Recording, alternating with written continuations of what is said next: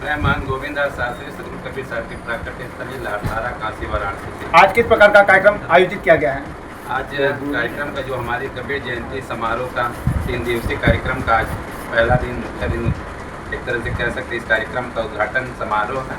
और इस उद्घाटन में कबीर साहब का हम जो संपूर्ण वाणी है बीजक उसकी हम कबीर साहब का जो दोहे प्रसिद्ध है साकी शब्द रामायणी के नाम से जो बीजक है उस मूल ग्रंथ का बीजक का आज हम लोग सबसे पहले पाठ कर रहे हैं ताकि कबीर साहब की जो वाणी है वो जन जन तक पहुँचे, उसकी जो ऊर्जा है पूरे समाज में जाए। इस दृष्टि से हम लोग कबीर साहब की जो मूल ग्रंथ पाठ है उसके बाद साहब संत को सत्संग का कार्यक्रम करेंगे जो बाहर से तमाम संत महान लोग भक्त घोड़ा आए हुए।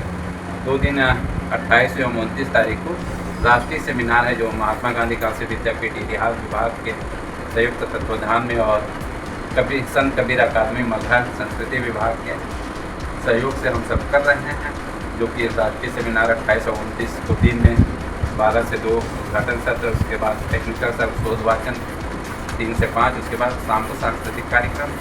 सेकंड दिन है जो लास्ट दिन समापन जिस तरह के कबीर साहब के प्राकट्य दिवस या जो ज्येष्ठ पूर्णिमा है उस दिन का मुख्य समारोह रहेगा, जिसमें प्रथम सत्र टेक्निकल रहेगा, दूसरे सत्र जो समापन सत्र रहेगा 3 से 5 उसमें विद्यापीठ के कुलपति आनंद त्यागी जी और उत्तर प्रदेश सरकार के समाज कल्याण मंत्री असीम अरुण जी तमाम लोग और तमाम संत महामंडलेश्वर इस कार्यक्रम में पधार रहे हैं। उसके बाद थोड़ी से ब्रेक होने के बाद 6 बजे से करीबन जो हमारे मुख्य समारोह है जो अनेक विशिष्ट गणमान्य लोग उत्तर प्रदेश के स्टाम्प मंत्री रविंद्र जायसवाल जी, हथकरघा मंत्री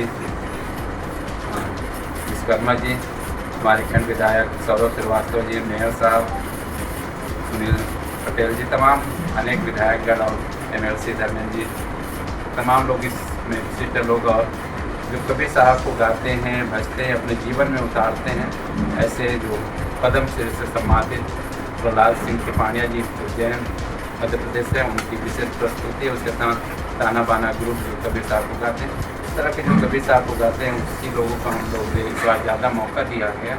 और ये कार्यक्रम 2 दिन तो एकदम लगातार चलता रहेगा अनेक कार्यक्रमों से उसी संत महापुरुषों का। इस तरह के हम 3 दिवसीय लगातार प्रत्येक वर्ष की भांति इस वर्ष भी कार्यक्रम कर रहे हैं। इस बार जो विशेष तिथि है कबीर जयंती ज्येष्ठ पूर्णिमा 29 तारीख को संस्कृति विभाग कबीर अकादमी भी सहयोग कर रहा है। महाराज जी बात की जाए प्राचीन सदगुरु कबीर प्राकट्य स्थली लड़तारा में कहाँ से लोग उपस्थित हुए हैं? इसमें पूरे देश दुनिया से लोग आते हैं कबीर साहब को और एक तरह से बिन बुलाए आते हैं कबीर साहब के प्रति श्रद्धा सुमन अर्पित करने के लिए, अपने शीश नवाने के लिए। ऐसा नहीं कि किसी को हम बुलाते हैं ऑटोमेटिक छत्तीसगढ़, मध्य प्रदेश, गुजरात, राजस्थान, महाराष्ट्र, झारखंड, तमाम राजस्थान, दिल्ली, इस तरह के तमाम प्रदेशों से आते हैं। और आज के दिन यानी कि कबीर साहब के जो प्राकट्य दिवस के दिन विशेषकर उपस्थित होते हैं अपने इष्टदेव के स्थान में और अपने श्रद्धा सुमन अर्पित करते हैं, संतों का सत्संग का श्रवण करते हैं। कबीर साहब की कोई ऐसी वाणी जो जनता को के भविष्य को जो है संवार सके, कुछ बताएं।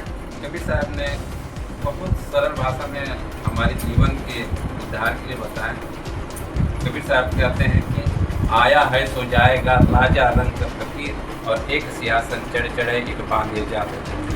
इसी प्रकार आगे कहते हैं कबीरा जब हम पैदा हुए जग हंसे हम रोज और ऐसी करनी कर चलो हम हंसे जग रोज। इसी विचार पे हम लोग चलते हैं। व्यक्ति को ऐसे कार्य करना चाहिए जिससे उसके साथ उसके परिवार उसके लोग उन्हें याद करें। व्यक्ति को ऐसे कार्य नहीं करना चाहिए जिससे लोग उसके बुरा भला कहें।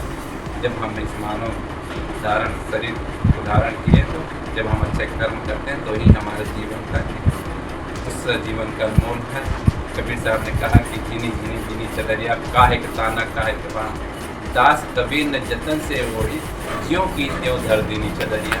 इस प्रकार जिस प्रकार से हम परमात्मा से प्राप्त कर मांग कर आए हैं उसी प्रकार हमें उस परमात्मा को वापस कर देना चाहिए। हमें अच्छे कार्य करना चाहिए, परमात्मा को। बहुत बहुत धन्यवाद गुरु जी।